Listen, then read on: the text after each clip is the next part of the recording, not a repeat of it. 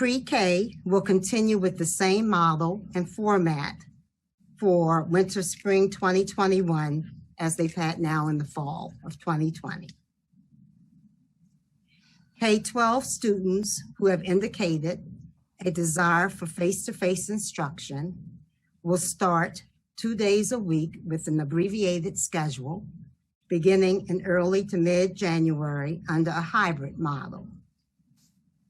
Zones A and B will receive face-to-face instruction Mondays and Tuesdays.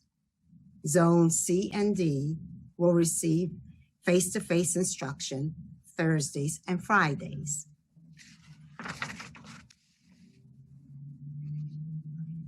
Wednesdays will remain distance learning and deep cleaning for all. Fridays will continue with a dismissal at 2 p.m. for deep cleaning. Some students who are in person will remain at 4 days a week. Some students who are currently 4 days a week will be adjusted to 2 days a week. Zone assignments will be resent and detailed schedules will be forthcoming for all students. We will continue to monitor the COVID-19 data to see if we need to revisit bringing students back at a smaller number once school opens. We are constantly analyzing and looking at the COVID-19 data and trends. We feel confident that the mitigation procedures that are working in our schools, they've been working. We've had no outbreaks and no student cases. And when there is a case related to staff, we immediately contact the health department and start the processes to follow up and do what we need to. The health and safety of our students and staff are our first and top priority. James. Okay. I just wanted to put out there, and I'm hoping maybe Mr. Eberhardt can speak to this a little as well, that when we were looking at this plan, you know, like we're looking at lots of different things, and you've talked about 2 of the metrics and like for the city and the region and all of that. But we're also looking at like even the Virginia Department of Health website says, if I'm remembering correctly, and this is where I'm hoping you'll correct me if I'm wrong, that should be used as a guideline, but not necessarily the determining factor. So if the numbers are very high, but as a school system, our numbers have remained stable or are very low, that should also be taken into consideration. Correct? Correct. The health department has said repeatedly that we should not look at one data point, but that we should look at many data points, and that we should not look at only Fredericksburg, that we should look beyond Fredericksburg and our immediate area.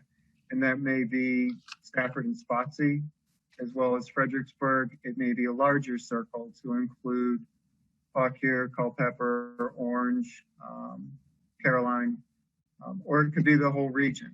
But they've constantly cautioned to look at many data points and to look outside of your specific locality. Mm-hmm. And we're also taking into consideration that most of the students that I've talked with and the parents that I've talked with have said that their students are doing better academically. There are some students who really benefit from being in the building. And, you know, we've referenced before just the mental health of our students, but also just the physical well-being of our students who are getting breakfast and lunch at our buildings and those kinds of things. So just wanted to say that, you know, we are looking at a comprehensive view when we are making these decisions. Mm-hmm. Definitely. Okay, so Dr. Catlett and fellow board members, as you know, I've been one of the board members that have been sticklers about the safety of our children. And I want to commend all of you because for me, it was not, I was concerned about succumbing to political pressure as well as media pressure as well as all the pressures that were out there regarding this new situation that we were under. And the scariest part for me was that there were a lot of people passing away. And the thought of us losing a child to this would have just been devastating. And I thought that staff needed time to do all of the stuff that has just, Mr. Bailey, that you brought out for us to hear. They needed time for that. And I thank board members for not applying pressure. I thank the community for, holding ground and standing back.